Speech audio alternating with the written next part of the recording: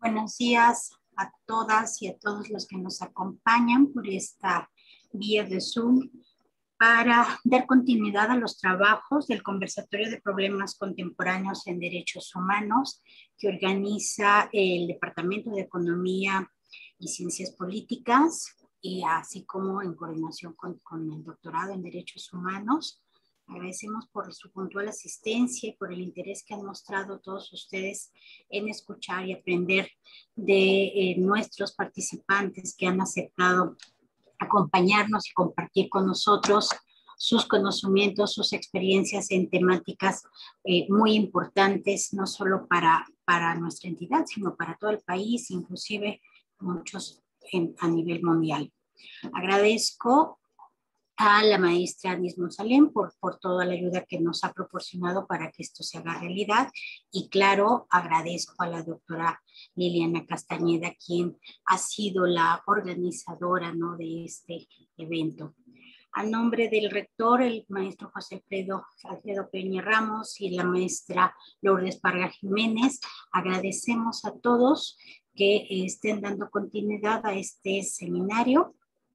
Y yo no voy a quitarles mucho tiempo. El día de hoy toca la presentación de la defensa de los derechos humanos en la polimexicanidad, con Andrés Marcelo Díaz Fernández, a quien le voy a pedir a la doctora Liliana nos haga favor de hacer las debidas presentaciones y darle el uso de la voz. Muchísimas gracias, Andrés, bienvenido. Esta es tu casa, por el momento virtual, pero esperamos próximamente presencial. Que tengan un excelente día, un excelente evento. Yo me quedo aquí atrás escuchando. Doctora. Muchísimas gracias, doctora Magnolia. Y bueno, reiterarle el agradecimiento no solamente a quienes nos acompañan, sino también para Andrés, que aceptó acompañarnos en este seminario. Voy a dar una lectura, a una breve reseña de nuestro invitado del día de hoy. Andrés Marcelo Díaz Fernández es abogado e investigador en derechos humanos con maestría en antropología social. Se ha desarrollado principalmente como defensor de derechos humanos desde distintos organismos de la sociedad civil, como es CADAC, o Ciudadanos en Apoyo a los Derechos Humanos, Asociación Civil, y el Centro de Derechos Humanos Miguel Agustín Pro Juárez, donde fue abogado y coordinador jurídico, así como investigador en Fundar, Centro de Análisis e Investigación. Se ha enfocado en casos e investigaciones sobre tortura, desapariciones, justicia transicional, pueblos indígenas, acceso a la justicia y víctimas de la represión estatal. Actualmente es consultor para la Oficina de la Alta Comisionada de Derechos Humanos de las Naciones Unidas, docente de asignatura en el TEC de Monterrey y en la Universidad del Claustro de Sor Juana, donde es coordinador de la Clínica de Derechos Humanos. También ha sido profesor en la Academia Interamericana de Derechos Humanos de la Universidad Autónoma de Coahuila, donde tuve el gusto de coincidir y de conocer a Andrés, y que bueno, gracias a eso justamente tenemos la posibilidad de tenerlo hoy como invitado en este seminario. Entonces, bienvenido, Andrés, te cedo el uso de la voz y adelante con tu presentación. Hola, ¿qué tal? Buenos días a todas y todos. Gracias a la Universidad de Guadalajara, al doctorado, a la doctora Magnolia y sobre todo a ti, Liliana, por la invitación. Como bien dices en esta última parte, fue en el contexto de coincidir en los cursos que se hacen en la Academia Interamericana de Derechos Humanos de la Universidad de Coahuila, en los viajes del aeropuerto a la universidad, donde también pudimos conocer un poquito más de qué hacíamos. Y bueno, pues aquí estamos, muy contento por la invitación. Esta plática, bueno, Liliana me invitó, yo creo que fue por ahí de enero. En ese entonces nos quedaba muy claro que iba a pasar, cómo iba a ser el nombre. Hoy en día, pues bueno, hasta es un término que ni existe, ¿no? La polimexicanidad, pero trataremos de darnos a entender con qué quisimos decir por eso, ¿no? Liliana me comentaba que quería que pudiera compartir un poco la experiencia, algunas visiones de cómo se funge en la defensa de los derechos humanos, cómo se hace este recorrido en este país, ¿no? Y para mí más bien pensaba justo en la oportunidad que he tenido en algunos momentos de poder conocer algunos contextos diferentes y también como todas y todos aquí deberemos quizá de saber, pues bueno, México es un país muy amplio y amplias también sus problemáticas. Entonces, más o menos ese es el sentido de la charla del día de hoy. Y bueno, pues entonces eso es lo que motivó tanto el título como la presentación. Sí puedo presentar, ¿verdad? Okay. Sí, sí está habilitado. Ahí se ve. Sí, ya está compartido. Perfecto. Perfecto, muy bien. Bueno, pues le pusimos, como les decía, este nombre para poder abarcar un poquito la idea de que existen muchas realidades, de que existen muchas formas de entender los derechos y que también eso es una parte de los derechos humanos, poder acercarnos a entender la realidad de las cosmovisiones, cómo se está actuando en cada lugar, en cada momento, en cada tiempo, ¿no? Me parece también que las complejidades actuales, las polarizaciones, las contradicciones, pues bueno, tampoco son del todo nuevas, ¿no? Se presentan desafíos, se presentan sucesos, se presentan hechos que van marcando generaciones. Eso lo vemos sobre todo en la academia. En la oportunidad que tengo de estar en la Universidad Claustro Sor Juana, donde está la licenciatura en Derechos Humanos y donde son compañeras y compañeros muy sensibles a la realidad, cada determinado tiempo, como un rayo, les marca la carrera, les marca la formación profesional. Si no fue el caso Ayotzinapa, fue, digamos, toda la situación de violencia de género y toda la exigencia de justicia con relación a los abusos y violencia de género y sexual. Y luego también puede ser la pandemia, los y las alumnas que están iniciando su carrera. Entonces, siempre vemos posibles nodos, posibles hechos que nos ubican en un periodo determinado y que nos van marcando también una forma de actuar. Ahora, el reto siempre es observar esos sucesos de violencia, esos sucesos que están formando parte de la vida diaria y de la historia, tanto de México como del mundo, pero poderlos observar también en una línea continua. Y por ahí también entender las causas y también entender las respuestas que en su momento tanto autoridades como sociedad civil han dado a las posibles, posibles hechos, ¿no? Digo, todo el contexto que también ya conocemos de violencia a partir del año 2006, violencia recrudecida, no que no existiera antes, pero que se vive, todo esto también nos ha dado mucho que pensar, nos ha dado probablemente muchos temas, tesis, artículos, estudios, pero sobre todo también algunas ideas de hacia dónde vamos en temas de justicia y no solamente una justicia desde el marco legal, sino cómo también esos marcos legales los podemos moldear, los podemos rehacer, los podemos repensar.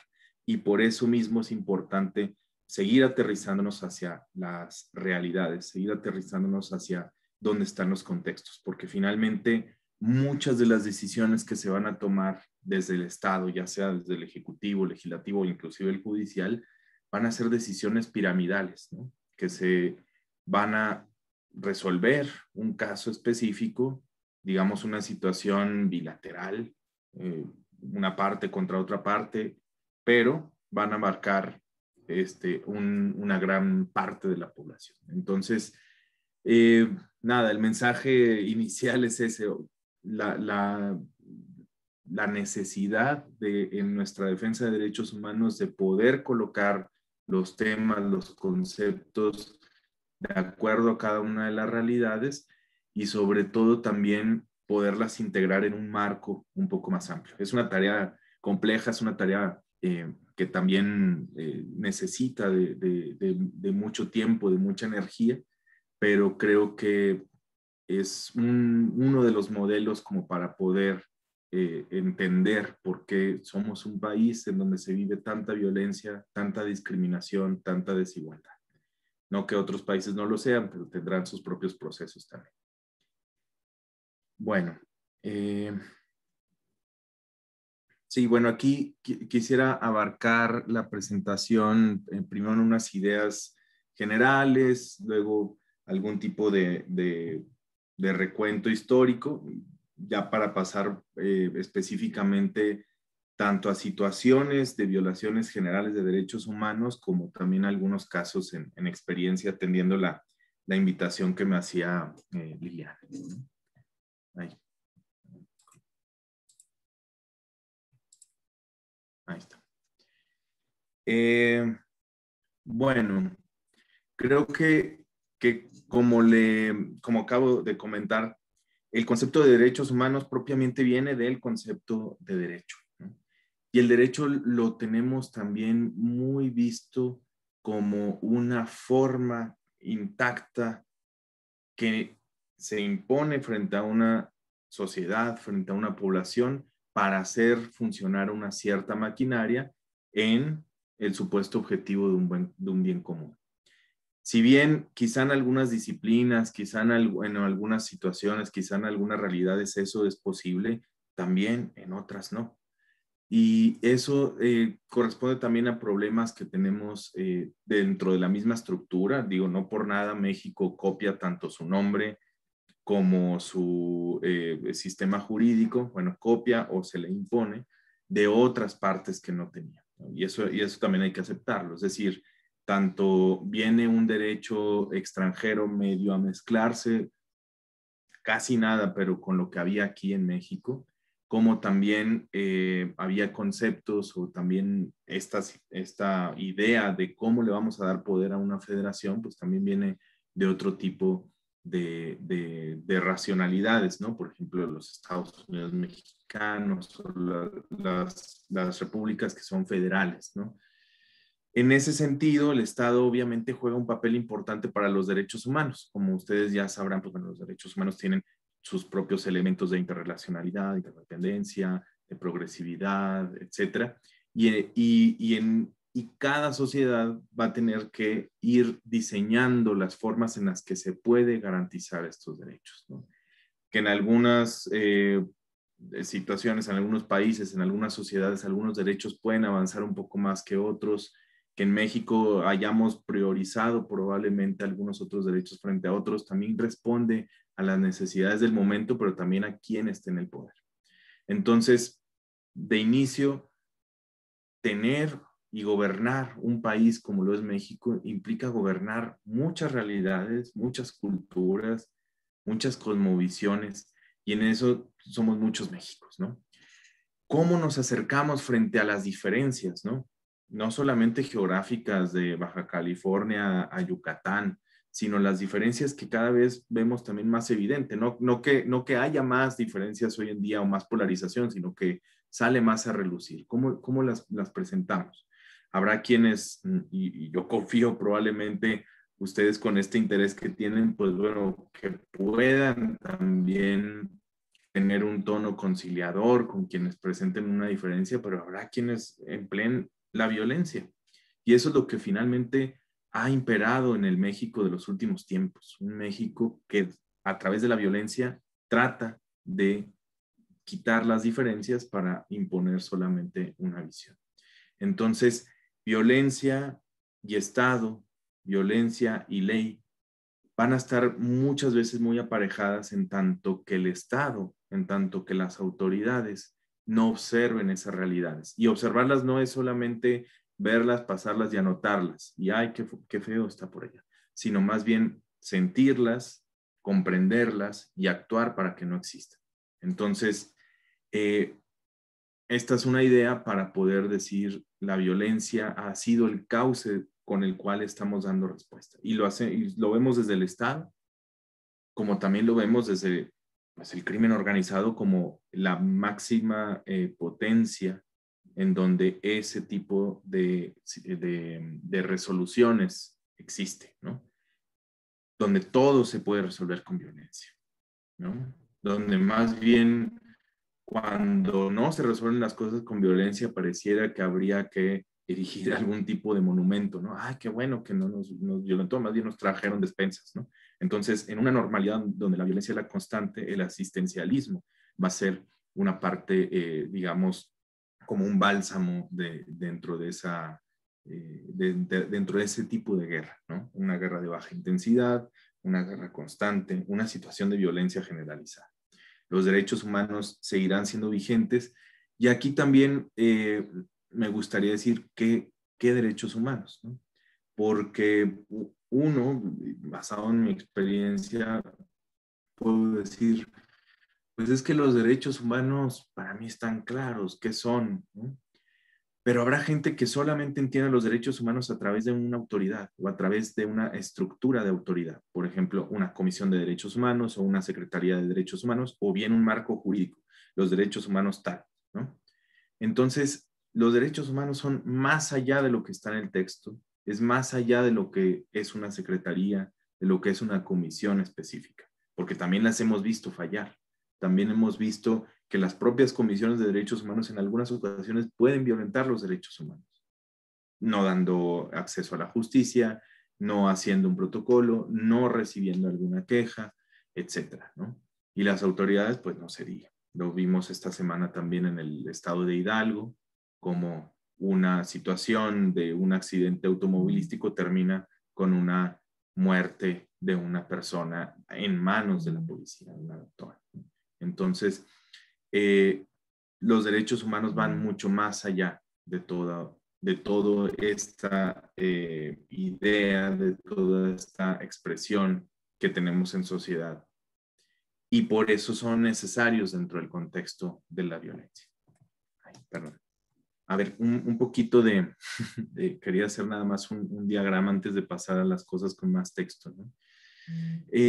Yo me imagino mucho, digamos, esta línea del tiempo, si pudiéramos ver esta línea roja como si fuera una línea del tiempo. Pensemos en el territorio, ahora una cuestión básicamente territorial de lo que hoy definimos como México. Pueblos que venían de otras partes que migraban y que se habían establecido también y habían constituido ya toda una zona, no solamente en lo que hoy se conoce como México, sino incluso esta zona mesoamericana que puede abarcar hasta Costa Rica, y también en México tenemos la zona árido-americana, ¿no? De pronto viene una colisión, viene una gran diferencia, pero una diferencia cargada de muerte y de imposición.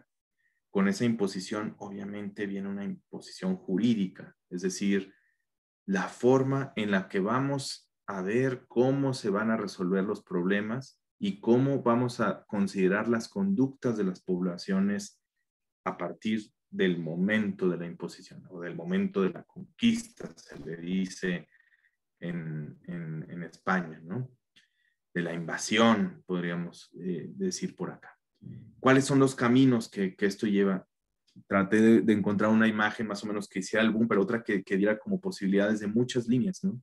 Entonces, a través de esa colisión, vienen muchas otras líneas, estalla y se convierten en muchas otras líneas de continuidad, de evolución, de desarrollo y de supervivencia también. Entonces ya no solamente esta línea roja, como digamos la perspectiva de los pueblos de decir venimos de un lugar y vamos hacia otro lugar, sino que ya ese lugar al que íbamos a ir ya no existe. Tenemos que ir hacia otros lugares, ¿no? Y entonces aquí vemos cómo esta imposición por ese simple hecho y que venimos arrastrando, quizá para nosotras es mucho tiempo, son más de 500 años, ¿no? Pero para la línea del planeta es una nada, ¿no? Entonces, como hay los diferentes desarrollos y entonces cómo también empiezan a haber otro tipo de divisiones, ¿no?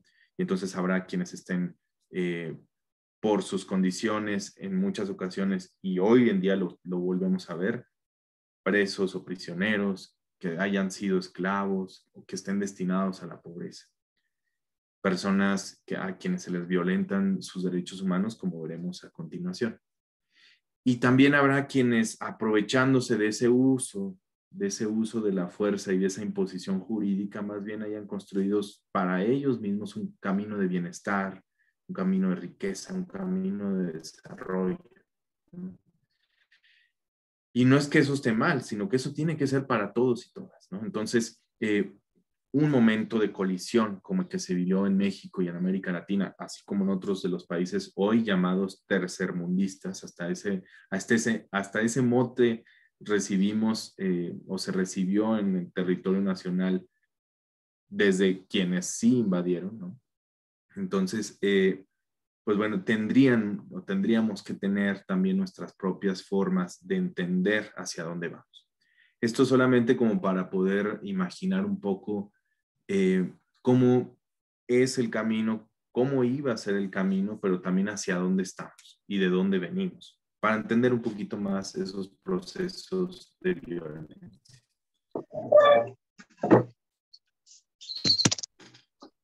¿Sí? Bueno, creo que a alguien se le prendió el micrófono. Sí, perdón. Les recordamos que hay que apagar el micrófono a nuestros participantes, por favor, y mientras están en la exposición. Perdón, Andrés. No, muchas gracias.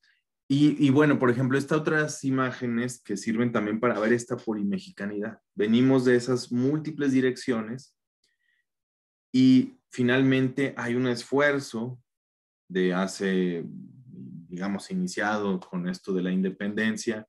Ya no es para hablar de eso el día de hoy, con la independencia, con la revolución, con otras gestas en donde también se pide la colaboración de muchos pobladores mexicanos y mexicanas, de los indígenas, de los campesinos, de los obreros, y digamos que se construye más o menos este territorio de nación. Como que estas son imágenes actuales en distintos foros, en distintas audiencias, en distintos públicos, en distintas sociedades en México, ¿no?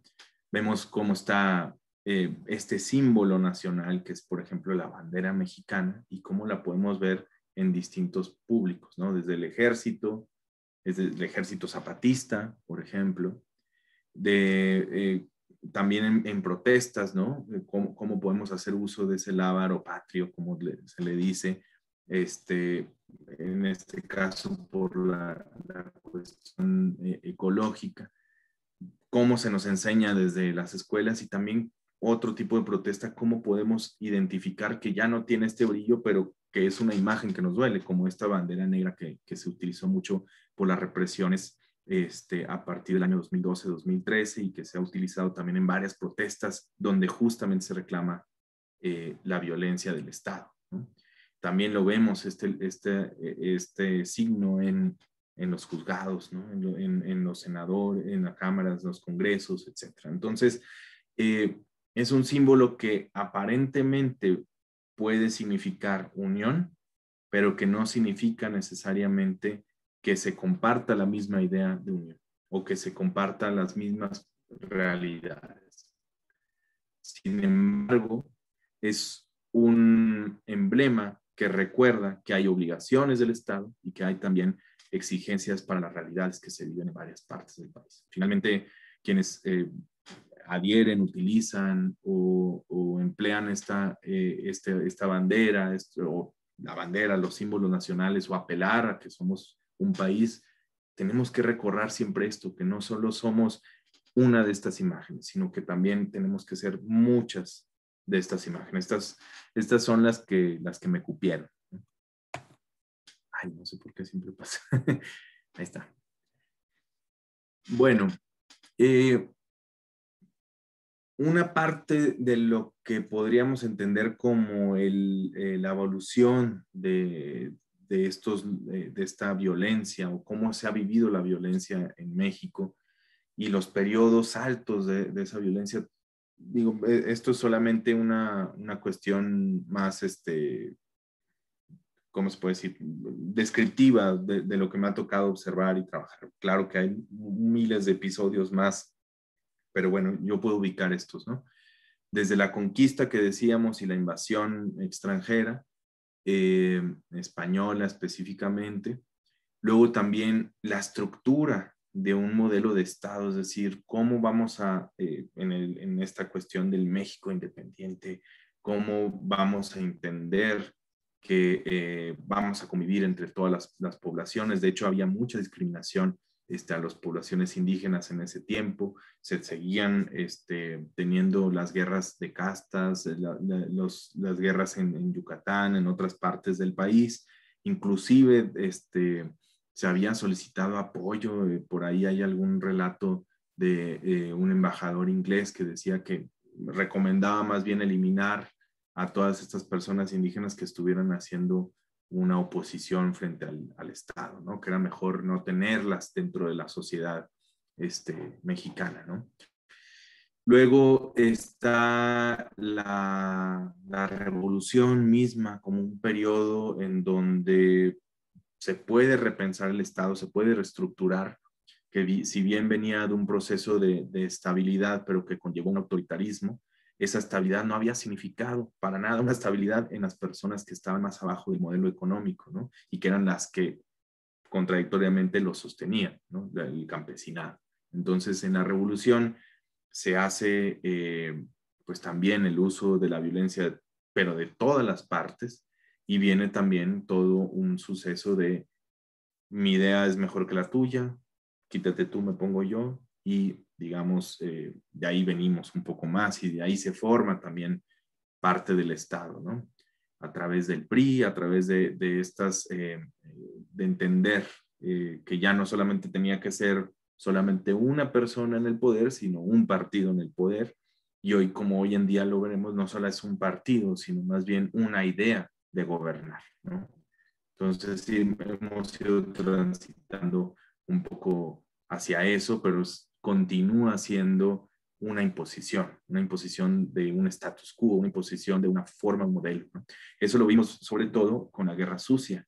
En Jalisco pues, se vivieron episodios muy importantes que tienen que ver con la Guerra Sucia, con justamente en la universidad, en las universidades y con las federaciones de estudiantes y cómo también se vio envuelto el Estado en esta represión, y se decidió iniciar todo una estrategia de erradicación a través de las violaciones más graves de los derechos humanos, como son la desaparición forzada, la tortura, la ejecución extrajudicial, entre otras. Y en la Guerra Sucia lo que se pretendía, que es un mal llamado término de guerra sucia, lo siguen recordando las personas que estuvieron afectadas por ello, porque no había proporcionalidad. Inicia por una exigencia de democracia en múltiples palabras, exigencias muy concretas, y cada una de esas protestas, cada una de esas exigencias fueron brutalmente reprimidas. Luego inicia cuando ya se habían dado cuenta que pedir pacíficamente los derechos era ser o significaba ser violentado. Entonces, pues se formaron algunos otros grupos guerrilleros que tendían más bien hacia el derrocamiento de esta estructura del Estado. Pero las fuerzas eran absolutamente desproporcionales y se ocasionó pues sí, el término también terrorismo de Estado sirve para irlo pensando desde acá, ¿no? Desde acá y lo que vemos también hacia ahora. En el 94 recordarán muchos de ustedes pues todas las tensiones políticas que existían alrededor de ese año, ¿no? Los asesinatos políticos, el levantamiento también del Ejército Zapatista como una nueva estructura de repensar al menos en ese territorio una forma nueva de gobernar, incluso, obviamente más democrática, porque la democracia lo vimos y lo seguimos viendo que no es votar solamente, sino que justamente se haga caso a las demandas de la población, ¿no? Entonces existen estas tensiones, existe esta guerra de algunos días, pero que se sigue teniendo el asedio hasta los días de hoy, ¿no? Como en las comunidades zapatistas, a los alrededores se han puesto algunos centros del ejército, ¿no? Algunos cuarteles o algunos retenes, y se sigue viviendo la tensión política, ¿no? Es una situación no solucionada ni en 15 años ni en 15 minutos, ¿no? Viene el periodo del 2000 y cuando pensábamos, por eso decíamos hace rato que no solamente era por un partido, sino cuando pensábamos que se podían dar algunas otras condiciones para hacer justicia justamente a los crímenes que habían pasado, no sucede. Quizá hay algunos avances, hay más firma de tratados, hay un par de legislaciones que se pudieron haber hecho con relación a transparencia y a cuestiones democráticas, pero electorales, pero no se cumple, digamos, un periodo de justicia o de justiciabilidad. Entonces, en eso se sigue fallando. También a la par se van metiendo muchas personas del ejército, muchas personas militares en puestos públicos, sobre todo en puestos que tienen que ver con la seguridad civil. Y eso lo vemos ya en el periodo a partir del 2006, ¿no? Cómo se retoma en las calles el ejército, cómo se va también a las poblaciones y cómo seguimos padeciendo esta guerra, que no le han dicho guerra porque implicaría otros términos del derecho internacional, pero cómo se ve este conflicto en donde sí existe un crimen organizado cada vez fortalecido, pero que no puede ser fortalecido sin la ayuda del Estado. Y finalmente la población queda enredada entre estas fuerzas, ¿no? Entonces ha sido un grave problema y lo seguimos padeciendo día con día. Muertos, desaparecidos, torturados, ejecutados, etc. Y procesos también fabricados. En lugar de abonar hacia la justicia, reteniendo las personas que sí son. Ya este último periodo de la pandemia nos ha mostrado otro tipo de violencia, violencia económica, algún tipo de violencia política, pero sobre todo la violencia dentro de las casas, ¿no? Entonces es donde también se nos hace más evidente la necesidad del Estado de poder ir hacia pensar sus estructuras, pensar también cómo se va digamos, a combatir este periodo o esta estabilidad que existe lamentablemente de violencia, y también desde la ciudadanía nos corresponde también pues ver algunas otras propuestas. Ya vimos que el Estado en el mejor de los casos solamente podría abarcar una parte de la solución. Bueno, ahora pues en el camino que hemos estado, pues hemos visto algunas poblaciones que se vulneran, no son vulnerables per se, sino que pues, finalmente es la sociedad misma la que pone estas trabas, ¿no? Entonces, pues aquí hay algunos datos que pueden servir como de contexto, ¿no? Primero el tema de las niñas, niños y adolescentes, ¿no? Todo el tema que tiene que ver actualmente con una forma disciplinaria violenta, ¿no? Y ahora que estamos con el regreso a clases, pues tiene que también entenderse que podríamos también volver a una situación de violencia como tal, pero que también tenemos oportunidades de hacer otros tipos de cambios, ¿no? La pobreza y lo que obliga también la pobreza, lo que genera también como una situación de desnutrición, también todos los abusos sexuales que existen, no solamente en cuestiones de pornografía, sino también en cuestiones de violencia sexual al interior. En fin, los niños, niñas y adolescentes presentan obviamente uno de los grupos más vulnerados por la sociedad y por el Estado. La población indígena, las poblaciones indígenas, básicamente desde ese momento del estallido han continuado y permanecido en una situación de pobreza generalizada. Y mucho de ello también se debe a cuestiones que no tienen nada que ver en principio con la economía, que tienen que ver con la lengua, ¿no? ¿Qué pasa cuando te encuentras desconectado, desvinculado de una sociedad simplemente porque hablas otro idioma? ¿Hacia dónde vas? ¿No? Y lo peor de todo es que no son personas extranjeras, sino personas que en algún momento se les ubicó como fuerza de trabajo, mientras otras permanecían lo más alejado posible de los grandes centros poblacionales que les fueron también arrebatados, ¿no? Eso explica, por ejemplo, en la Sierra Tarahumara, como muchas poblaciones se fueron a la sierra, lugares en donde se batallan llegar entre una población y otra, y tenía que ver con la expulsión que hubo de los centros. Entonces, tiene que ver con la lengua, pero obviamente esta otra parte tiene que ver con la tierra y el territorio. Son personas, son poblaciones que también tienen una forma de entender el mundo, representan varias de estas otras realidades que hemos dicho aquí que hay que conocer, y que nos pueden enseñar también muchas formas de cómo resolver casos, ¿no? Justamente en algún momento en una investigación que nos tocó hacer en servicios periciales de varias partes, incluidos la de Jalisco, justamente en Jalisco me entrevisté con un juez y decía que pues a algunas poblaciones indígenas, pues bueno, tenían a una persona que había cometido alguna falta y lo querían juzgar, pero ya había llegado la policía y que nada más por ese simple hecho ya no podían ellos ejercer su sistema normativo indígena.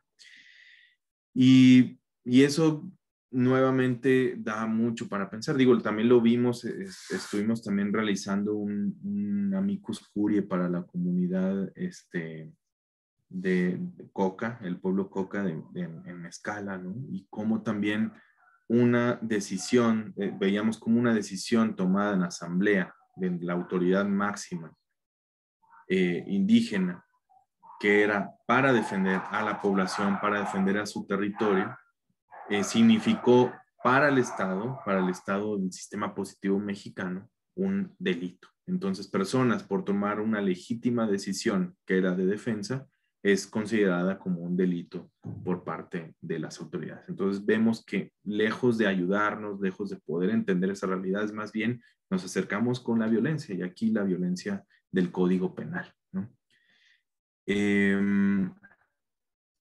Bueno, obviamente también toda la situación que nos ha tocado observar de procesos injustos, personas que no tienen acceso a intérpretes o traductores, etc. Algo que se comenta también mucho actualmente en el país, toda la cuestión que tiene que ver con el género, tanto los feminicidios, la violencia en contra de la mujer. México en esta y en otras leyes tiene, digamos, de los estándares más altos, ¿no? O sea, por cuestión legislativa, no pasa en México. Hay países en América Latina que no tienen el marco jurídico mexicano tan avanzado, tan desarrollado, y aún así siguen presentando, y no presentan este tipo de violencia, pero México sí la sigue presentando. Entonces no es un problema legislativo la violencia de género, no es un problema legislativo el feminicidio, es un problema que sí tiene que ver con el Estado, obviamente, por la propia concepción, por la propia, el permear por parte también del patriarcado en el Estado, pero también vemos cómo se incrusta en una sociedad que está acostumbrada a discriminar, ¿no? Entonces también frente a las mujeres, esto sucede, las violencias, como dice también estos términos, desde la Convención Belém do Pará hasta la ley de acceso a las mujeres a una vida libre de violencia, la violencia en la escuela, la violencia en el trabajo, la violencia en la calle, la violencia en la familia, todo eso lo seguimos viendo. Ahora sumémosle también a las personas pertenecientes a la diversidad o la disidencia sexual, a las personas de la comunidad LGBT, las personas que han sido asesinadas simplemente por ser trans. El promedio de vida en México de una persona trans es de 35 años, según hacíamos una investigación para otro amicus curiae de discriminación. Entonces, vemos cómo también esto se produce y lo seguimos viendo día con día. Hoy en día está en aumento y va a seguir, y yo creo que no se va a ir en un buen rato, todo el tema de la migración. la migración, pero no solo la migración, sino también le podemos aparejar estas otras tres conceptos: las personas desplazadas, las personas asiladas o que piden un asilo, y las personas que piden un refugio, ¿no? México se ha vuelto también en la realidad un país receptor de personas migrantes, pero no es que esté planificado como tal, ¿no? Y como no está planificado, como no está necesariamente previsto, son las personas a las que también más se les violentan sus derechos humanos, se les desaparecen, se les descuartizan, se les ejecutan o se les obligan a trabajar en condiciones de esclavitud. El movimiento por las personas desaparecidas en Centroamérica sobre todo está basado en lo que acontece aquí en México, ¿no? Y toda la situación que se sigue viviendo. Entonces, todo esto presenta una parte de la población que siempre, digo, todas las poblaciones migran, todas las poblaciones se mueven, pero sabemos que el problema básico o el problema inicial comienza desde los Estados Unidos, un lugar, como decía hace poco la senadora estadounidense Cortés,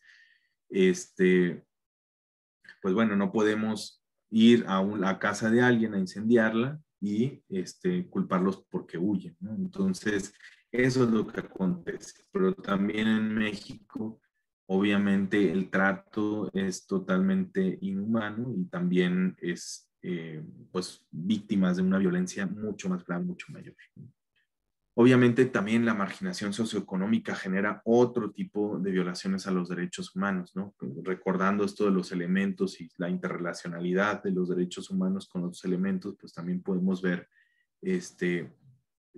desde esa primera gráfica cómo hacemos o cómo estamos acostumbrados a hacer una división social, una división de clase, una forma en la que decimos por tu geografía perteneces a tal o cual, ¿no? Decía el candidato ganador en el municipio de Apodaca, Nuevo León, que, pues que la gente en el norte es gente trabajadora y que tiene valores. Digo, eso también ya lo había dicho el Bronco, ¿no? Pero que no van a adoptar cosas de la gente del sur. ¿En qué tipo de discurso está cabe ese tipo de raciocinios, ¿no? ¿Qué es el norte y qué es el sur? Obviamente también hay muchos y múltiples apelaciones desde la literatura, desde las artes, hacia poder distinguir el norte y el sur. Inclusive también está el concepto del sur global, para decir todas las poblaciones que han sido violentadas, pero por las poblaciones también de un cierto norte.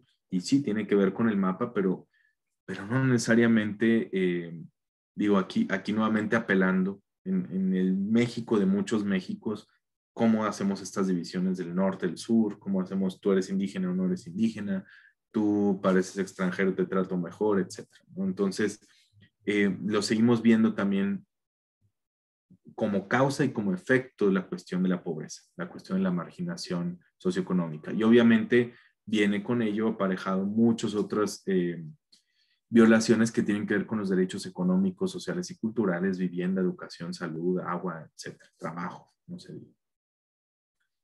Las personas privadas de la libertad también es un sector de la población al que casi nadie quiere ver. La primera idea es decir, están ahí porque se lo merecen, están ahí porque hicieron algo.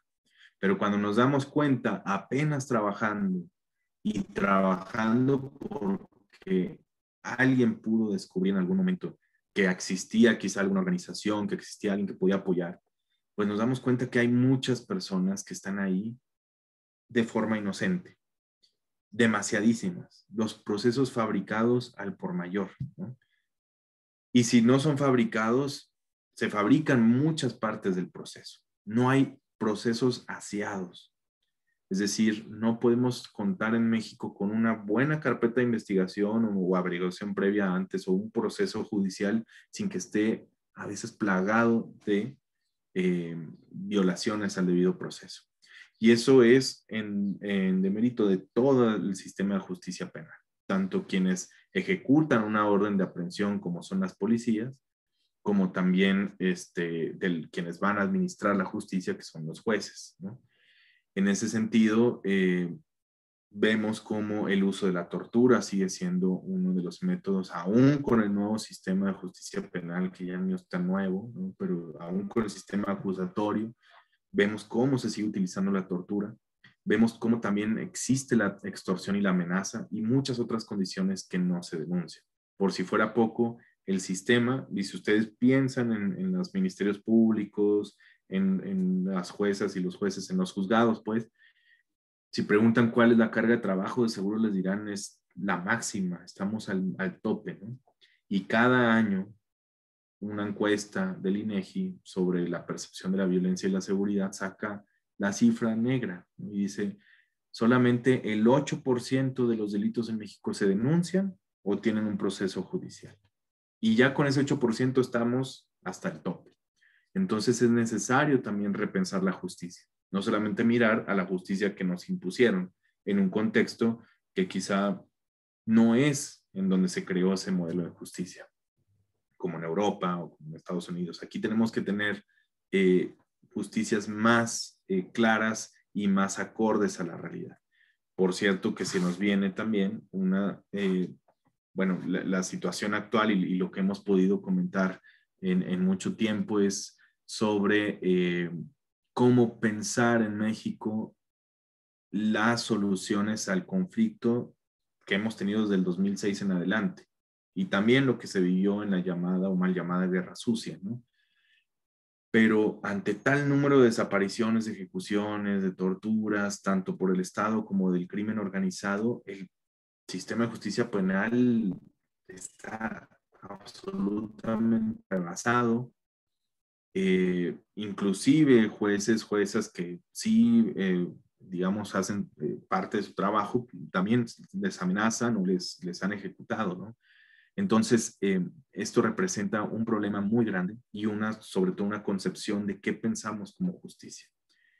Por eso se ha tratado de hacer comisiones de la verdad, se han tratado de hacer mecanismos o que México firme un mecanismo internacional contra la impunidad, algo como lo que sucedió en Guatemala, o que al menos exista alguna otra medida extraordinaria, pero no podemos seguir saturando de los mismos casos a los juzgados, ¿no? Entonces, tenemos que repensar también nuestras formas de justicia. Y eso va desde estos grandes crímenes hasta de cómo nosotras hacemos la justicia con nuestros más allegados en familia, cómo lo hacemos con los amigos, cómo lo hacemos en el centro de trabajo o en la universidad, etcétera, ¿no? Somos quizá un país demasiado punitivista, ¿no? Nos gusta el castigo, que una persona que cometió una falta en algún momento pague, ¿no? Y no digo que no haya que pagar o que no se haya que ser responsables, que no tenga que haber alguna sanción, pero creo que tenemos que repensar qué sanciones, qué castigos, qué formas realmente son las más idóneas, porque se nos ha demostrado que los centros de readaptación o reinserción social, como ahora se conocen, pues no han demostrado ser la panacea en ese sentido. Por el contrario, se viven todas estas condiciones de hacinamiento, de falta de atención médica, personas mueren dentro de las cárceles a disposición del Estado. Entonces, y muchas de ellas personas que tenían procesos sin razón alguna, personas inocentes.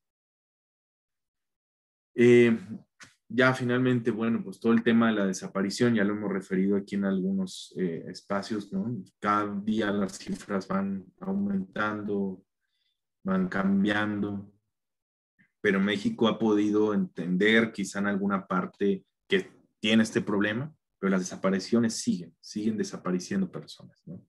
Ya tenemos un marco legislativo, ya tenemos una ley que se hizo también con consultas, en su momento nos tocó estar en algunas de esas consultas, en algunas de esas, pues sí, ideas de cómo poder hacer esta legislación que fuera más aterrizada, pero siempre también conociendo que no por tener una ley el problema va a finalizar, el problema va mucho más allá de la ley. Hace unas 2 semanas que estábamos en Nayarit, teníamos una reunión con autoridades y también nos decían, bueno, las propias autoridades, pues el problema es que no se aplica la ley. Si ya una autoridad te dice eso, siendo la encargada, pues entonces pues está muy, muy complicado, está muy cuesta arriba. Entonces también las desapariciones son parte de este tipo de violencia, son parte de este tipo de sociedad que castiga. Digamos acá, si la comete el crimen organizado, que sería la desaparición por particulares, o la comete el Estado, que es la desaparición forzada, son castigos sin proceso, ¿no? Entonces, también nos habla mucho de cómo estamos pensando. Quiero quitar toda la evidencia de que estuviste aquí, de tu existencia, ¿no? Obviamente la memoria y los ejercicios de justicia, y obviamente los ejercicios de memoria que tienen los colectivos de familiares de personas desaparecidas, pues son lo que mantiene esta presión y la va a seguir teniendo, ¿no? Víctimas de represión social, muchas personas que protestan, muchas personas que hacen, que exigen sus derechos, son continuamente reprimidas.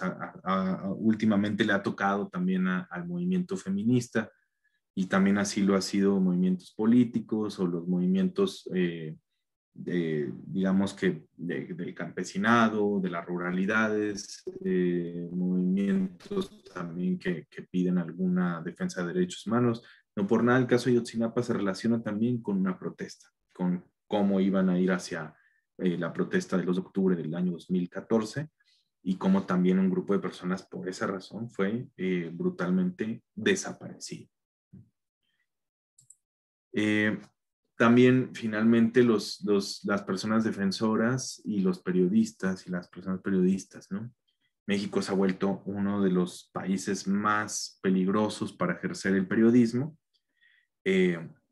y también para la defensa de derechos humanos, sobre todo las personas que están en las ruralidades, que están en las comunidades, las personas que protestan contra una afectación a la naturaleza o a su entorno, ¿no?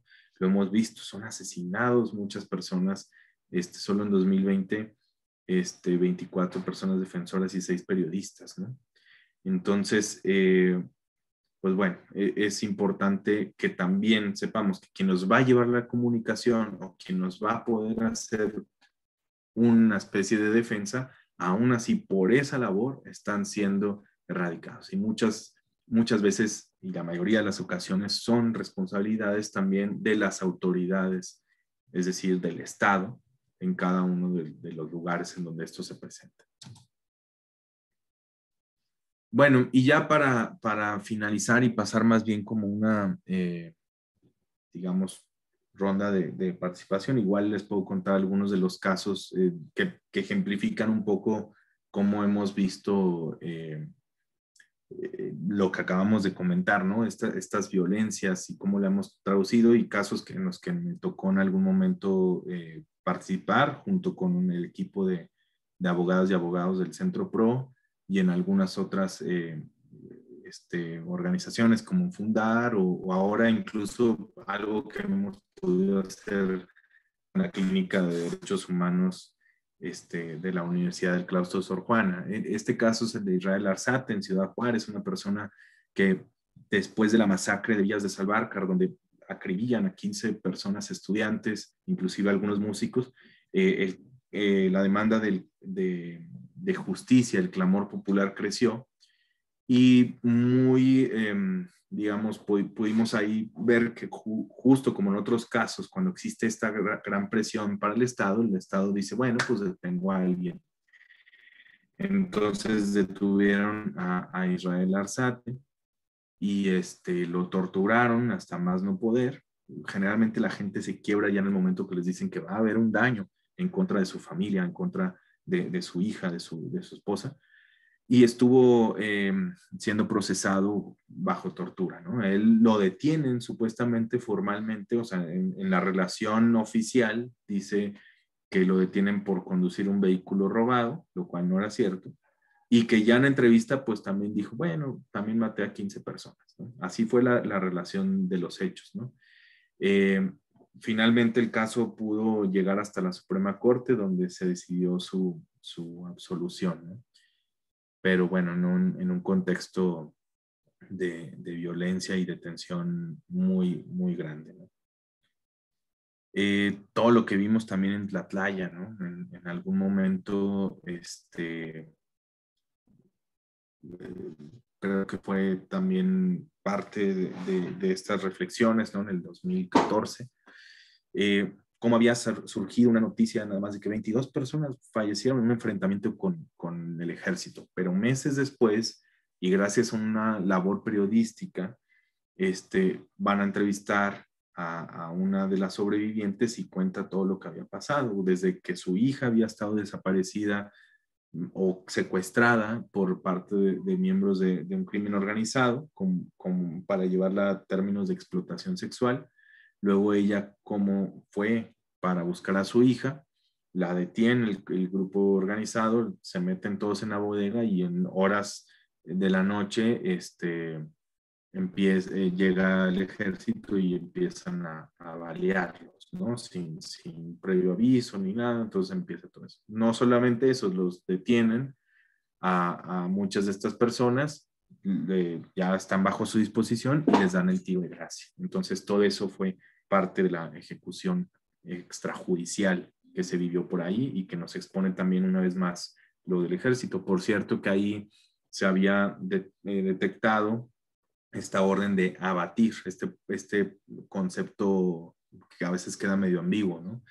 La orden de abatir a las personas del crimen organizado. Y se sacó y se dijo por el entendimiento que hay. Claro que personas cercanas al gobierno o a la forma de entender estas cosas, o en contra de las organizaciones de derechos humanos, decían, no, pero abatir significa otra cosa. Bueno, nuevamente las cuestiones del lenguaje. Abatir significa lo que para alguien que entienda esa orden lo va a significar. Y justamente el mismo periódico donde se había dicho estas noticias utiliza, y yo lo veo día con día, cómo se sigue utilizando abatir como sinónimo de ejecutar, ¿no? Entonces, pues bueno, esa situación también aconteció por ahí. Aquí otro caso, el primer caso que me tocó era la defensa jurídica de tres mujeres ñañú, Otomís, ñañú de Querétaro, doña Jacinta, Alberta y Teresa, que fueron acusadas injustamente de secuestrar a 6 agentes federales de investigación, ¿no? Fue más bien, se trató de un episodio de extorsión por parte de la Policía Federal, de los AFIS, y como venganza planearon hacer una fabricación de un delito, como es tan grave como el secuestro, en pleno 2006, donde pues se veía ese delito pues muy grave para la sociedad. Digo, sigue siendo grave, pero estaba en comisiones muy altas. Y obviamente haciendo uso de que no hablaban el idioma español, no se les puso intérprete ni nada, ¿no? Entonces finalmente se lograron salir. Es la primera vez que vi un desistimiento de unas conclusiones no acusatorias por parte de la gente del Ministerio Público, pero en el caso de Alberta y Teresa se tuvo que llegar hasta la Suprema Corte y ahí se fueron liberadas. En el mismo sentido, también en la Sierra Norte de Puebla, personas, autoridades que luchaban también por el acceso al agua en la comunidad, pero que fueron víctimas de esta represión y una fabricación de un delito gracias a que el cacique que controla el pueblo, que controlaba estos accesos de agua, pues también tenía colusión con el Ministerio Público. En algún momento pudimos hacer una visita ya con doña Jacinta Libre, ya con Basilia Ucana, que es la señora Maya en Quintana Roo, que está aquí a la izquierda.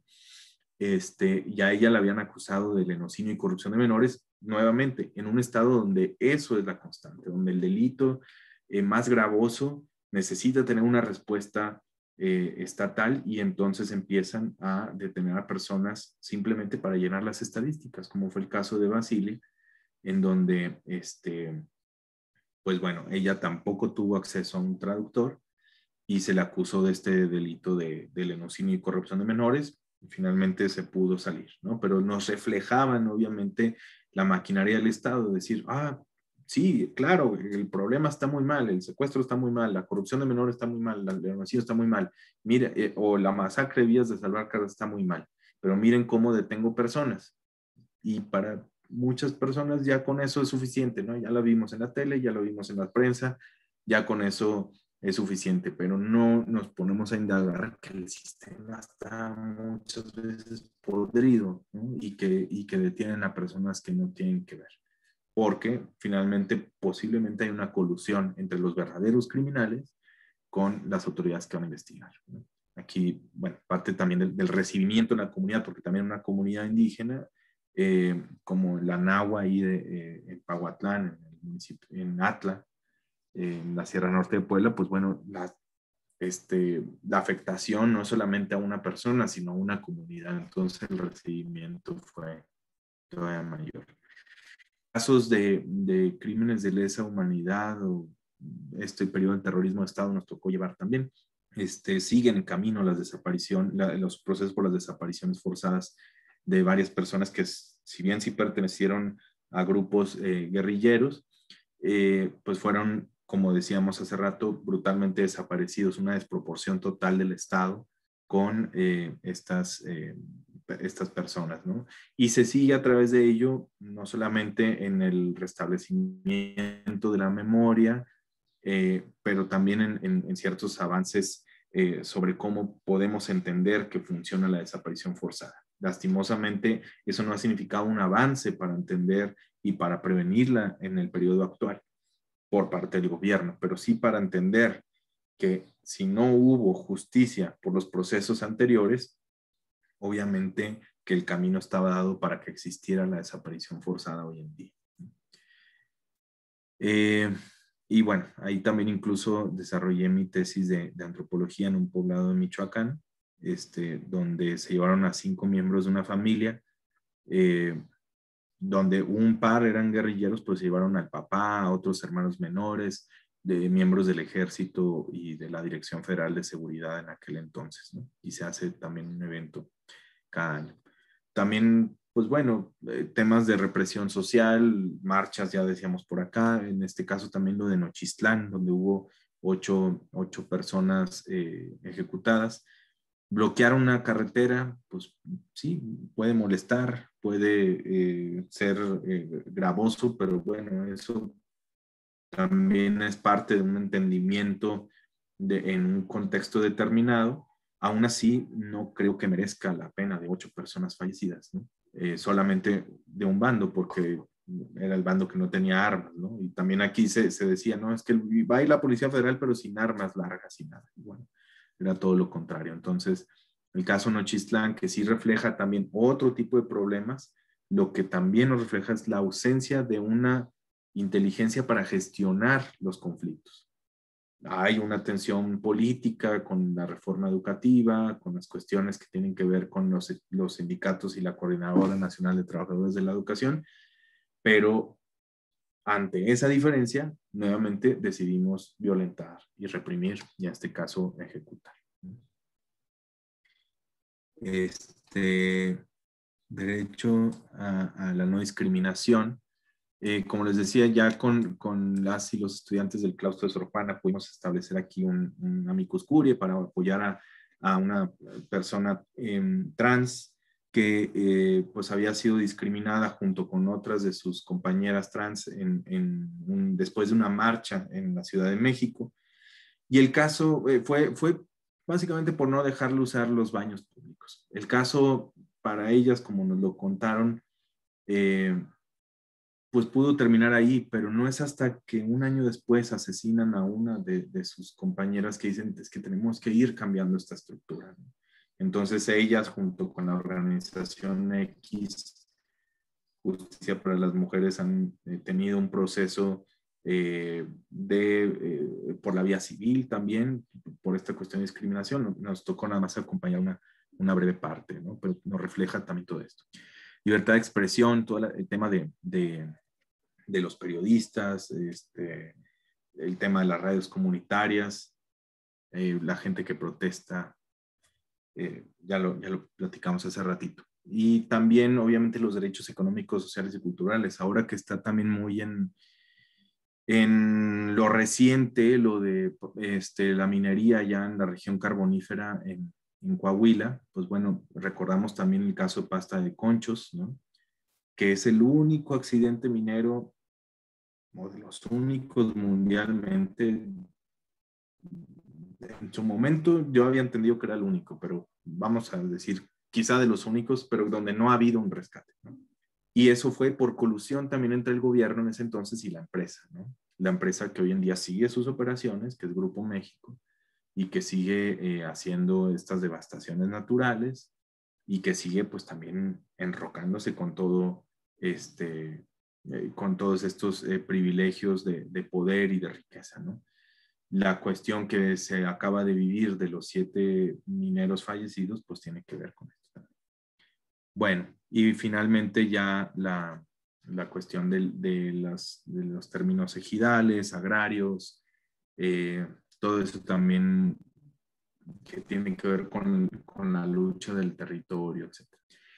Bueno, pues finalmente, ya para cerrar, esto nos refleja varios contextos, digo, no es una situación únicamente de México, pero pues ya que estamos aquí tenemos que entenderla, ¿no? Tenemos que entender nuestra realidad y tenemos que entender que existen muchas formas de poder no solamente vivir, convivir, pero también ser afectados, pero también de solucionar. Y eso es donde también tendríamos que poner un punto ahora que ustedes están con el doctorado en derechos humanos y estos temas.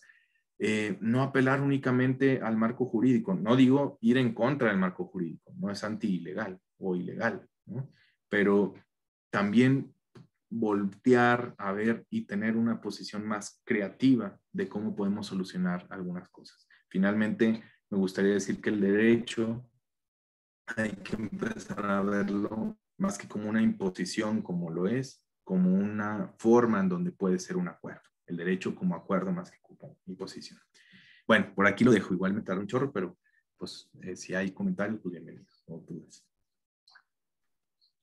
No, muchísimas gracias, Andrés, por tu presentación. Yo creo que es, digamos, es muy claro a través de la información que nos compartes y de tu exposición, pues la complejidad, ¿no? que tiene la Defensoría de los Derechos Humanos en México, pero también digamos, la necesidad de una formación y de una preparación del defensor a conciencia y con todo el compromiso de lo que implica entender esta complejidad, ¿no? Entonces me parece que es muy, muy, muy interesante. Ya tengo por aquí algunas preguntas, te voy a ir compartiendo si gustas. La primera es de Dayan, que nos acompaña justamente del doctorado. Dice, muy interesante y amplia su presentación, aporta muchos datos sobre muchas de las problemáticas que se viven en estos momentos en México. Mi pregunta va encaminada a su trabajo en general. ¿Cómo es que se acerca a su objeto de estudio y llega a esa idea de polimexicanidad? Esa es una. ¿Quieres ir contestando de una o te leo 2 o 3 y ya me vas? ¿Sí? Sí. También nos comenta Diego Carrillo, dice, gran exposición, maestro Andrés. ¿Cuáles serían los retos contemporáneos para aquellas personas que quieren integrarse a la defensa de los derechos humanos? Pues considero que el problema de los derechos humanos no es su fundamento, sino el cómo hacerlos valer justamente. Muchas gracias. Y una de la doctora Magnolia, dice, muchas felicidades, maestro Andrés, una visión muy general de las múltiples mexicanidades y de ello la complejidad en materia de derechos humanos. Sobre la clínica jurídica en materia de derechos humanos, ¿podrías, por favor, ampliar para conocer cómo trabajan y los beneficios de la formación en derechos humanos de los estudiantes? Claro. ¿Quién dijo la primera pregunta? No anoté el nombre, perdón. Dayan. Ah, ok, gracias. Bueno, muchas gracias. Sí, de la primera pregunta justo de Dayan, ¿cómo acercarse al sujeto de estudio? Fíjate, en uno de los casos que ahorita estábamos platicando de la Sierra Norte de Puebla, ahí fue donde me di cuenta que bueno, la forma en la que lo hacíamos en el Centro de Derechos Humanos Miguel Agustín Pro era, nos llegaba un caso, nos platicaban, veíamos más o menos que sí podía ser un caso de los que se podían atender. Digo, llegaban muchos casos, pero no nos daba ni la vida, ni el recurso económico, ni personal. Entonces teníamos que también saber qué tipo de casos, ¿no? Entonces llegábamos y ya que decidíamos, bueno, esta es una flagrante injusticia, visitábamos a las personas en prisión, también íbamos a su comunidad, nos queríamos también relacionar ahí, ¿no? Pero fue ahí donde me di cuenta que la figura de él o de en mi caso él, pero también iba con una compañera abogado, pues tiene una figura ya per se, ¿no? Y una idiosincrasia que tiene en las comunidades el licenciado, la licenciada, ¿no? Entonces, no sé, como que digo, quizá algunas otras cosas se pierden por ahí, ¿no? Y fue ahí donde decidí, bueno, quiero estudiar antropología. Entonces ya fue cuando decidí estudiar antropología social y me abrió también mucho la cabeza, mucho los mundos, las reflexiones, etcétera. Entonces creo que fue muy, muy bueno en ese sentido. Y creo que el acercamiento con el sujeto de estudio pasa de distintas maneras. Mientras estás en una organización como las que he estado de defensa de derechos humanos, pues la gente se acerca de alguna manera. O bien que ves alguna situación específica como sucedió antes que yo llegara, decidieron pues irse al caso Atenco, por ejemplo. Aquí hay una situación grave de violencia en contra de la mujer y de violencia sexual, tortura sexual, ¿no? Entonces, digamos que tiene que tener, digamos, una visión sobre qué tipo de casos quieres trabajar y bajo qué sentido, qué objetivo, pero también mucho de ello tiene que llegar, ¿no? Por ejemplo, y relacionándolo con la pregunta de la doctora Magnolia, sobre lo de la clínica. La clínica, pues es clínica de derechos humanos, pero la verdad es una materia, ¿no? Entonces, como en esta universidad está la licenciatura en derechos humanos, les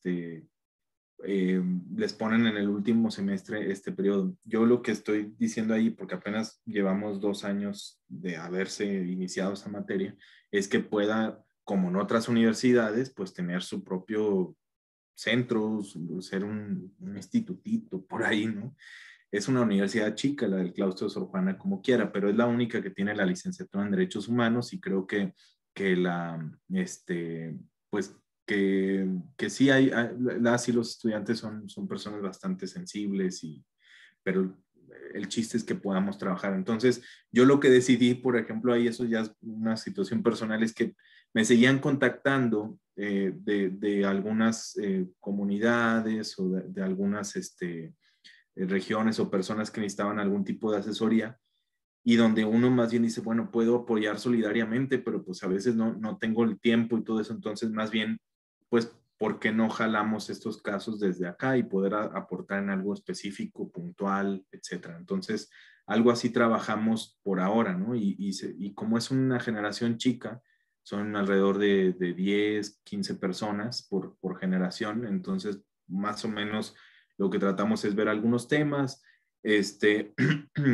discutir los asuntos que nos llegan y ver desde nosotras qué podemos hacer en específico en el lapso de un semestre o de un año, ¿no? Porque pues tampoco se vale dejar colgada a la gente con procesos. ¿Cómo llegamos al término de la polimexicanidad? Recibiendo con las preguntas de Dayan, pues la verdad es que estábamos ahí platicando Liliana y yo y más o menos esta idea, no sé si ella me quiera también apoyar con eso, pero la situación era como verlo también como en una forma de cómo podemos vivir esto, como esta imagen de las banderas que les puse, ¿no? O sea, tenemos un mismo signo en todo el país, pero tenemos muchas realidades, pero apelamos a lo mismo, pero de manera diferente, pero hay una visión, y incluso aquí podríamos decir, es el término México, ¿no? ¿Qué es México, no? Es más que las fronteras, los mexicanos en Estados Unidos, que es una comunidad muy amplia, es México, no es México, solo porque no es territorio. Entonces, son muchas reflexiones en torno a ello, ¿no? Y cómo podemos vivir las formas. Es un término inventado, es un término que se puede cambiar, es un término que no existe. Entonces, pero era especialmente para esta plática. Y los retos contemporáneos de la defensa de los derechos humanos. Justo cuando inició los derechos humanos, obviamente que siempre han estado, digamos, impulsados por una agenda que hoy en día quizá ya no tiene sentido que le diga así, pero una agenda de izquierda, ¿no? Una agenda progresista, ¿no? Hoy ya no tiene sentido porque ya la derecha y la izquierda y el centro y todo, ya no sé ni qué lado son, ¿no? Entonces, no sé si a alguien más le pasa igual, yo creo que sí, pero ya no podemos decir tanto como esto de izquierda a derecha tan fácil, ¿no? Pero digamos, venía un poco eso, ¿no? Entonces, obviamente que sí sigue siendo de que pensamos en derecha y pensamos en limitaciones de derecho, pero más bien el avance de derechos, sobre todo individuales y para cierta clase social. Pensamos en izquierda y también vemos limitaciones de derechos para todos, pero el avance conjunto de algunos derechos, digamos, generales o DESCA, ¿no? Finalmente eso ya no, insisto, ya no corresponde, ¿no? Ya todos los gobiernos han tenido que fortalecer su discurso de derechos humanos, pero también todos los gobiernos han violentado los derechos humanos, independientemente de los colores y los lugares donde estén. Pero uno de los retos, y aprovechando la palabra que decía Diego, cuando iba a empezar este gobierno, en el 2018, pues se veía justo eso, ¿cómo va a ser el papel de la sociedad civil ahora? Que en teoría, digamos, el discurso actual de la Administración Pública Federal coincide con muchas de las demandas de justicia que se habían tenido, ¿no? Y bueno, pues lo estamos viendo, ¿no? Lo que está pasando es que más bien el gobierno dice, solo yo puedo decir qué son los derechos humanos, solo yo puedo decir cómo actuar. Entonces, el poder de las organizaciones no gubernamentales, que también es una gran amplitud, pero sobre todo primero iniciaron las de derechos humanos, ya luego hay organizaciones no gubernamentales más con otros fines más asistencialistas o empresariales o incluso en contra de derechos humanos, ¿no? Como los que piden más pena de muerte o que piden más penas, ¿no? Entonces, como que se cataloga a todos en una misma bolsa y todos son conservadores, ¿no? Entonces, esos son como parte de los retos, decir, a ver, ¿no? Nosotros íbamos haciendo este trabajo y te criticamos a ti, pero criticamos a todos los demás anteriores, ¿no? Inclusive criticamos a toda esta bola de Estado que ha sido el país, porque realmente no nos convence esta forma estructural de gobernar. Entonces el reto es, ante la apropiación del discurso de los derechos humanos, cómo poder volver y reentenderlos de la sociedad civil. El reto también tiene que ver con incluso pues ya cosas más específicas que a nosotros nos ha tocado, que es cómo van a estar tus derechos humanos laborales, porque trabajas pues en 24/7, en condiciones y mal pagado, ¿no? Entonces, ¿por qué? Pues porque estos temas siempre generan tensión política, entonces nadie quiere invertir en esto, ¿no? Y no le puedes cobrar a la gente tampoco, ¿no? O sea, todos estos casos fueron asistencias gratuitas hacia las personas, pero entonces, ¿de dónde vienen? Pues de estos fondos que quieren recortar, ¿no? De estos fondos que quieren, de otros países u organizaciones que dicen, ya nada más por eso estás interviniendo, ¿no? No, pues, mira, a mí me llegó ya finalmente para pasar a otras preguntas si hay, con el caso de Jacinta, que fue el primero que yo asumí cuando estaba recién ingresado, luego me enteré, mira, nos llegó dinero de tal organización que si la pones así como todo el caminito llegas a un magnate, ¿no? Entonces, yo decía, bueno, pero yo documenté el caso, yo sin saber de dónde venía la lana que a mí me pagaba, y yo puedo decir que eso es real, ¿no? O sea, que no hay un conspiracionismo ahí en el camino, ¿no? Finalmente, pues todos trabajamos para bueno, cada quien con un sentido. Yo he sacrificado muchas otras cosas por seguir en esto. Hoy en día me lo vuelvo a replantear, ¿no? Digo, bueno, ya uno quiere atender otro tipo de cosas en su vida. Pero creo que los retos son esos, ¿no? Trabajar en un ambiente donde se está muy polarizado. Obviamente que el reto más... Y otra cosa, el reto... Uno sabía que con el Estado, frente al Estado, ya te ibas a medio a pelear o ya iba a haber fricción, ¿no? Pero dolía más cuando desde la misma población te criticaban a ti, como esto de los derechos humanos son defensores de delincuentes o todo eso, ¿no? Defienden más a los delincuentes que a las víctimas. Pues claro que no, pues todos son víctimas, ¿no? No sé si por ahí, Liliana. Sí, muchísimas gracias. Yo nada más para comentar justamente que cuando estábamos pensando y le hicimos la invitación a Andrés, pues justamente el objetivo era ese, ¿no? Que digamos, hemos tenido la fortuna de tener invitadas que son conocedoras, ¿no? De los temas, desde la función pública, también desde la academia, pero nos faltaba también esta visión desde alguien que profesionalmente se dedica, ¿no? A la Defensoría de los Derechos Humanos.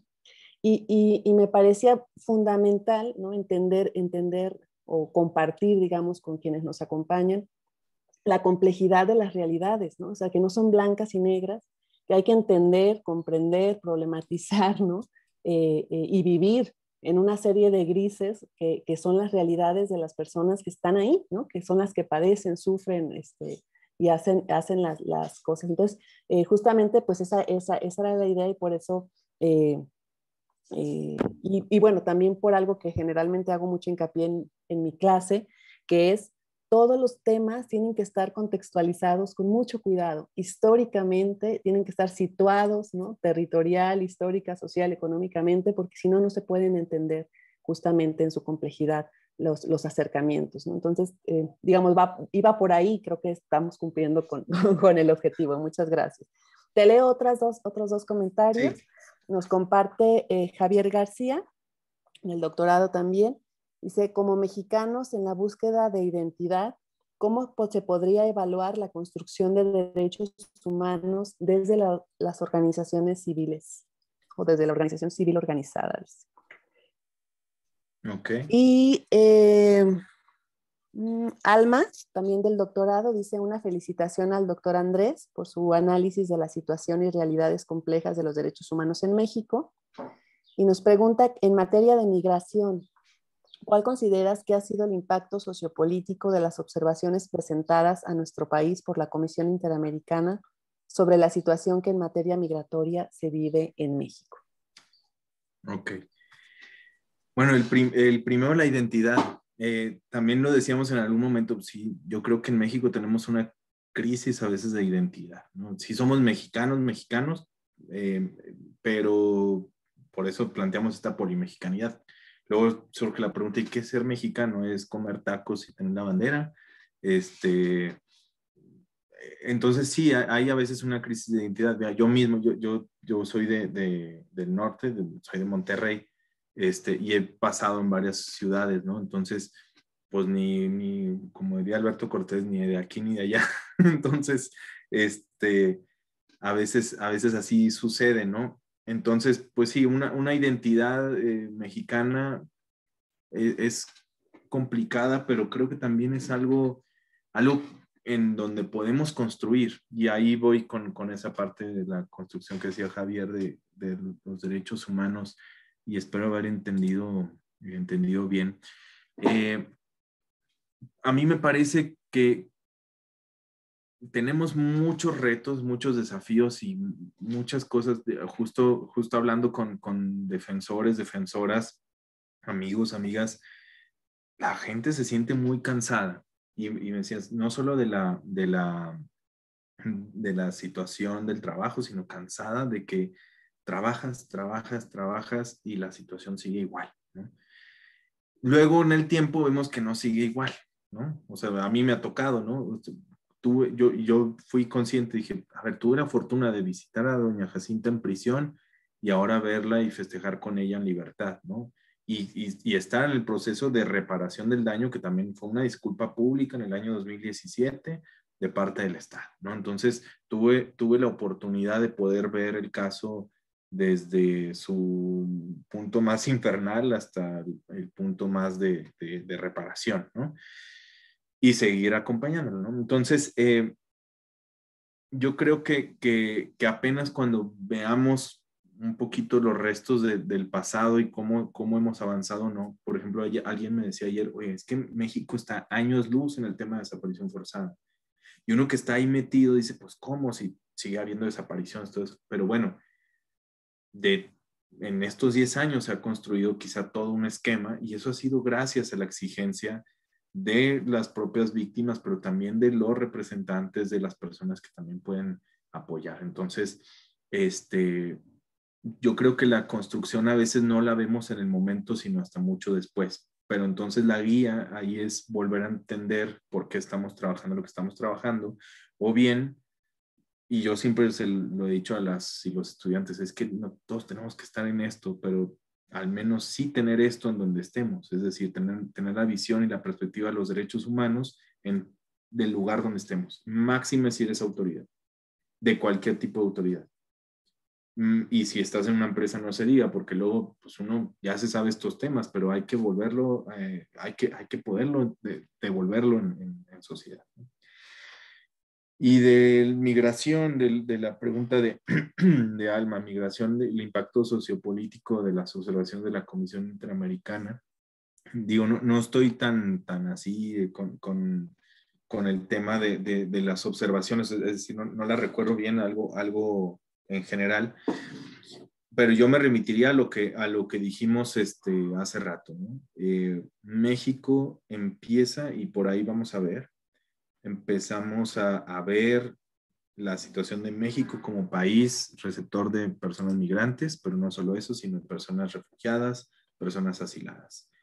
Y eso le va a dar otro tipo de contexto ya de por sí complejo, mucho mayor complejidad al tema de los derechos humanos y para las personas migrantes. Se han hecho esfuerzos, está la Fundación para la Justicia y el Estado Democrático del Derecho, que se han basado mucho en los casos de las masacres de Cadereyta, de San Fernando en Tamaulipas, en donde pues han podido documentar toda esta violación y violencia que sufrieron las personas migrantes, ¿no?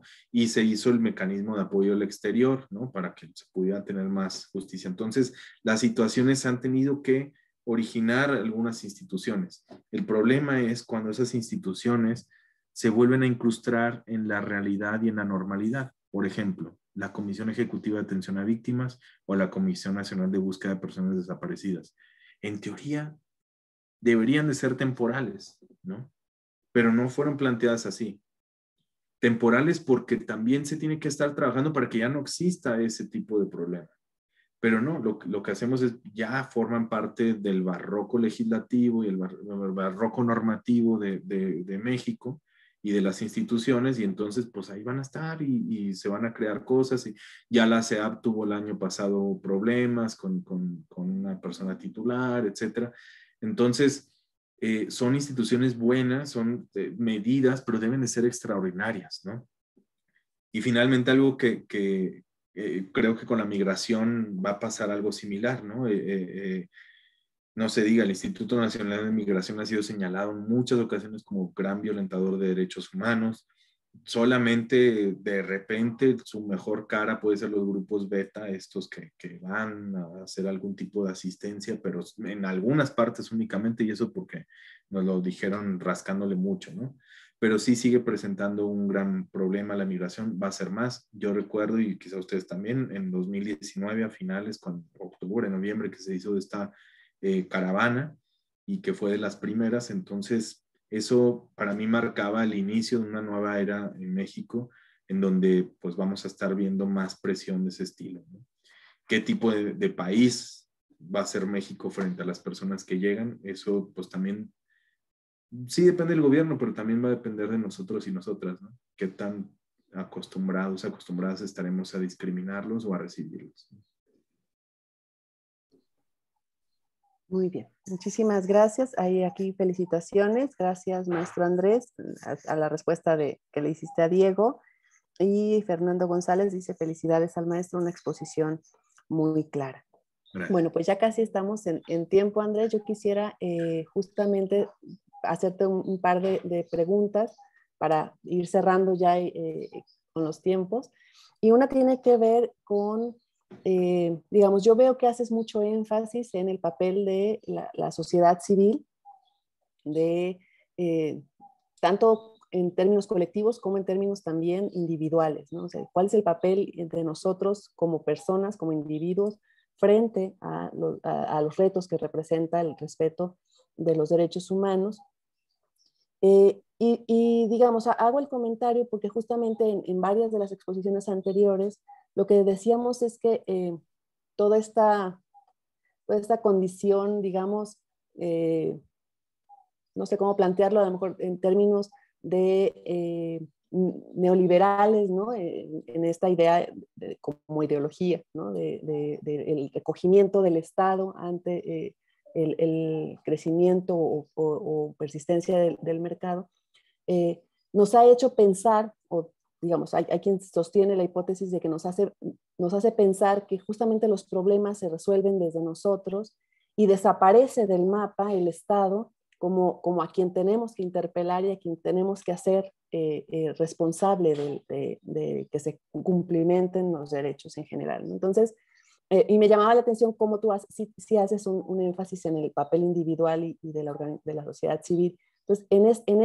digamos, en este contexto, ¿cuál tendría que ser esa relación y ese papel del Estado, ¿no? Ante una sociedad civil poco organizada, ¿no? O una poca cultura de organización de la sociedad civil y una ciudadanía individual también vivida muy desde lo individual, ¿no? Ese sería como un primer planteamiento.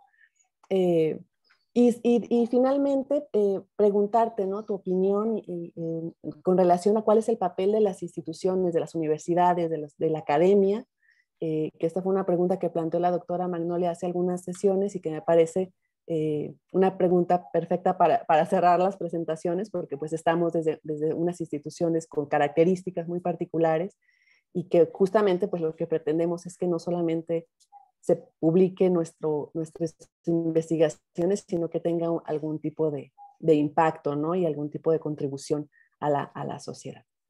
Claro, gracias, Lidia. Pues bueno, de lo primero sí, esta tensión a veces entre lo individual y lo colectivo, ¿no? También en el marco de derechos se ve mucho por ahí, es decir, cuáles son los derechos que son más de corte individual y entonces está toda esta cuestión de los derechos civiles y políticos. ¿Y qué nos referimos con eso?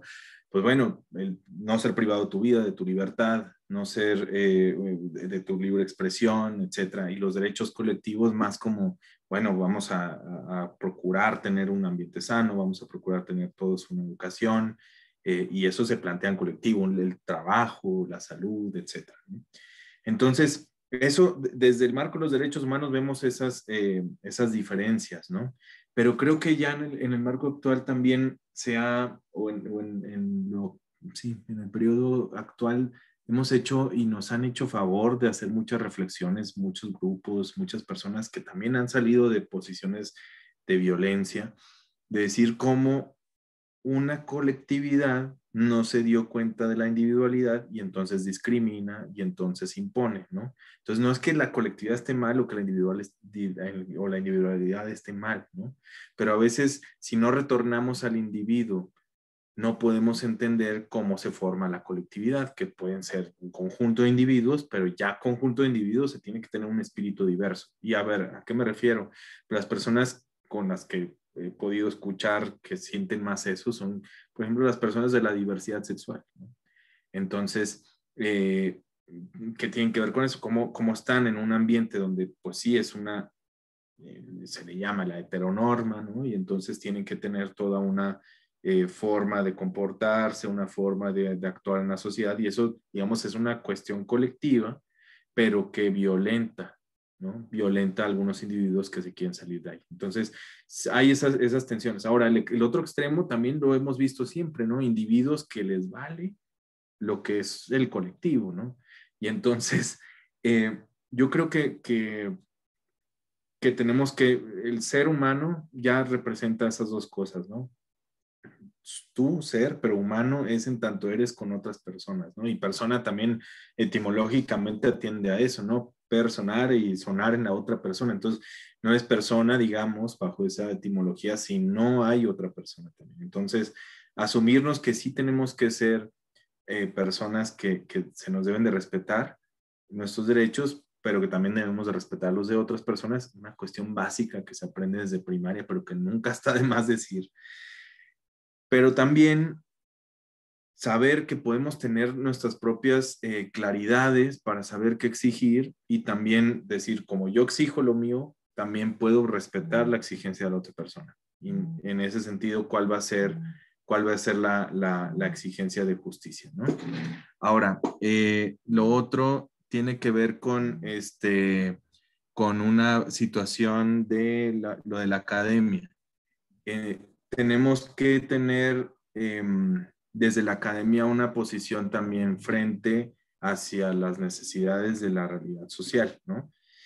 Yo ahí, por ejemplo, siempre plantearía la cuestión del pluralismo, ¿no? El pluralismo también jurídico, pero el pluralismo también desde la academia. La academia presenta también un cuello de botella, ¿no? Un cuello de botella para todas las necesidades educativas que tiene el país. Y somos pocas personas privilegiadas las que podemos estar perteneciendo a ello, ¿no? Entonces, hacernos conscientes de esa situación sería lo mínimo y después ya pasar a hacer algunos otros tipos de acciones como darnos hacia la otra sociedad, inclusive certificar, y eso ya es otro tipo de idea, certificar otros saberes, otros conocimientos, porque sabemos hoy en día que hay personas, lo vemos con familiares de personas desaparecidas, ¿no? Hay muchas personas que saben muchísimo de derechos, saben muchísimo de los procesos, pero inclusive más que abogados y abogadas certificados, pero pues no tienen ese acceso, ¿no? Eso lo platicábamos en la Academia Interamericana de Derechos Humanos también, con el derecho a la educación. Entonces, la academia tiene mucho por hacer, tiene que asumirse en esa posición de poder y de privilegio. Aún así, ese privilegio no lo vemos traducido en los salarios de los profesores tampoco, ¿no? Pero, pues bueno, yo creo que sí se tiene que dar. Entonces, las clínicas o los institutos siempre pueden servir para ello. Perfecto. Bueno, muchísimas gracias. Acá tenemos otra felicitación. Excelente ponencia, maestro Andrés.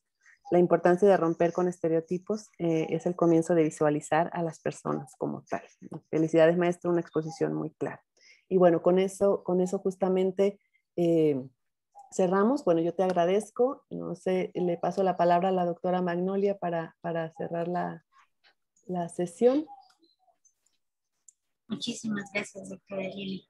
Pues Andrés, muchas felicidades, ¿no? Muchas felicitaciones por nuestros asistentes, nuestros profesores, nuestros profesores, los estudiantes en general y en particular, pues muy agradecida por tus aportaciones.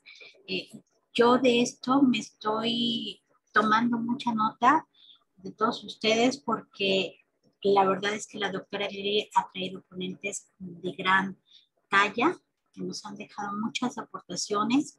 En tu caso, yo en particular, si me permites, me gustaría volver a invitarte porque tenemos en el centro universitario, bueno, en toda la carrera de abogado, ¿no?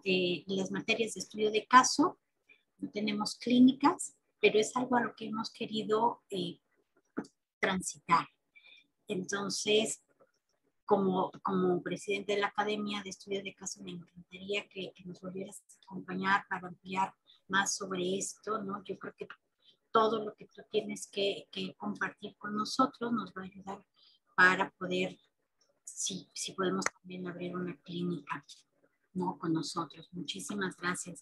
Así es que felicidades. No me resta agradecer a todos y a todas las que nos acompañaron el día de hoy, que estuvieron atentos durante todos estos días, todas estas semanas que se ha llevado el conversatorio. Y pues a nombre del maestro Alfredo Peña Ramos, la secretaria académica, la maestra Lourdes Parra Jiménez y la maestra Anis Musalem, te doy las gracias. Gracias, Lili, también. Y nos vemos aquí la próxima semana. Un abrazo a todos y bonito fin de semana. La Gracias próxima a todos y semana, todas. perdón Andrés, la próxima semana les recuerdo que es la última sesión. Nos vemos ya para cerrar este seminario. Muchísimas gracias, Andrés. Gracias a todas y todos y que tengan buen fin de semana. Hasta luego. Un abrazo. Y nos veremos, doctora Igualmente. Magnolia. Hasta luego.